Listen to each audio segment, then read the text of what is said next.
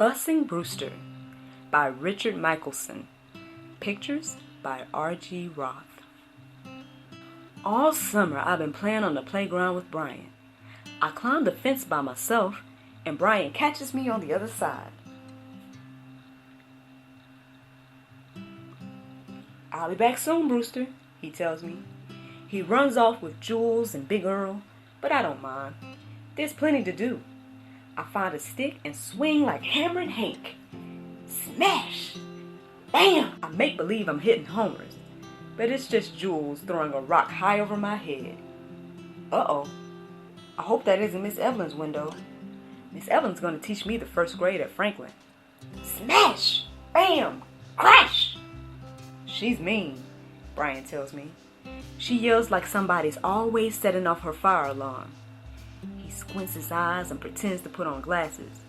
"You'll learn to read if it's over my dead body," he screeches. Big Earl laughs like he's ready to bust a gut. Brian makes fun of everybody. Mama says Miss Evelyn's nice. When we get back home, Mama's on the stoop waving a letter. "You boys are going to Central," she tells us. Brian moves away before she can hug him. I don't move away, but I look at Brian, and I don't hug Mama back. All night, Brian's punching his pillow. "Whoosh! Central's the white school," he says. "Whoosh! I ain't waking up at 6. Whoosh! Whoosh! Whoosh! Sitting an hour on the bus. Ain't no Negroes at Central." "At least I won't have Miss Evelyn," I say. I squinch up my eyes and circle my fingers to make glasses. Brian doesn't laugh. "Miss Evelyn's nice," he says. I'm up by 5:30, but Mama's already frying eggs. "Don't worry, Brewster," she tells me. "You're gonna like Central. They've got rooms for art and music and a roof that doesn't leak. There's even a swimming pool inside the building and a real library bursting full of books. I don't know how to read or how to swim, but I'm glad Mama's happy." "Maybe you'll be president someday, Brewster," she tells me, and she looks at me proud like I already am. By the time we turn the corner, Jules is already waiting at this bus stop. Brian drops my hand and runs ahead.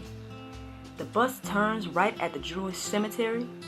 We pass a bar and then a Catholic church. I can't wait till we get to Central.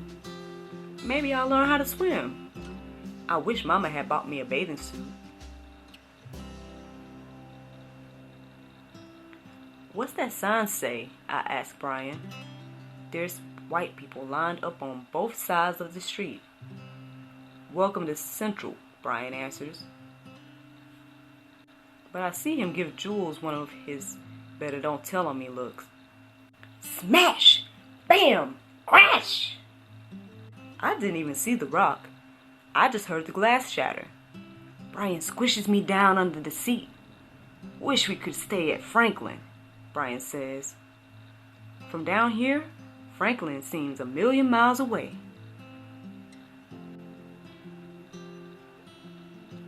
There's 2 policemen standing at the central door, but inside is the whitest hall I ever saw.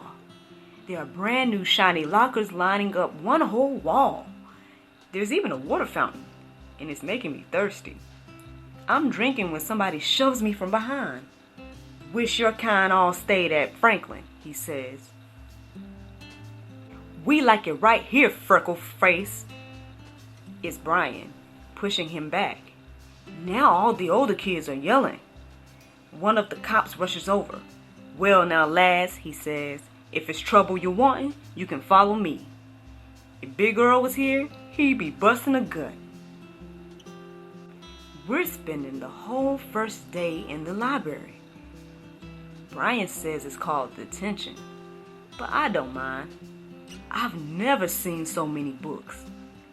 I find one with a rocket ship on the cover.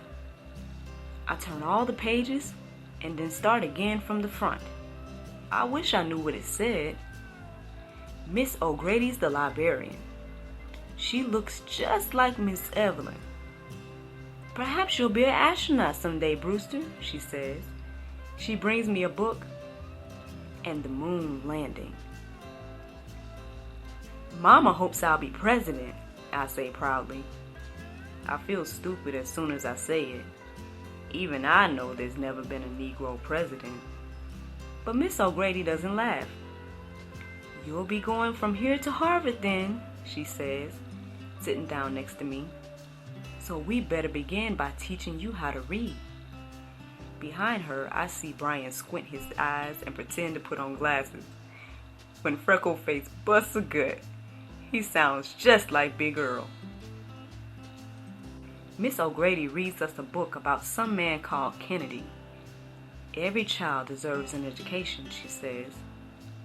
It wasn't long ago that folks didn't want the Irish in their school. And just because Kennedy was Irish Catholic, people said that he'd never be president.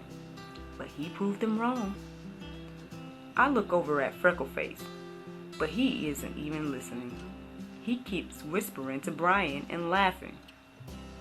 When the bell rings, they both run out the door. "I wish you could teach me the first grade," I tell Miss O'Grady. "You'll do just fine, Mr. President," she says. But she makes me promise to visit her in the library every day. I'm almost back on the bus when I see Freckleface standing with his daddy. I start to wave, but he looks away. "Wish them colors all stayed at Franklin," I hear his daddy say. Mama's waiting on the stoop when we get back home. "How was your first day at Central?" she asks. Brian moves away before she can hug him. He shrugs and runs off to meet Big Earl at the playground. I don't want to worry Mama either, so I give her a big hug. "I spent the whole day in the library," I tell her. "Someday I'm going to be president." Mama looks at me proud, like I already am. "Maybe tomorrow," I say, "I'll learn how to swim."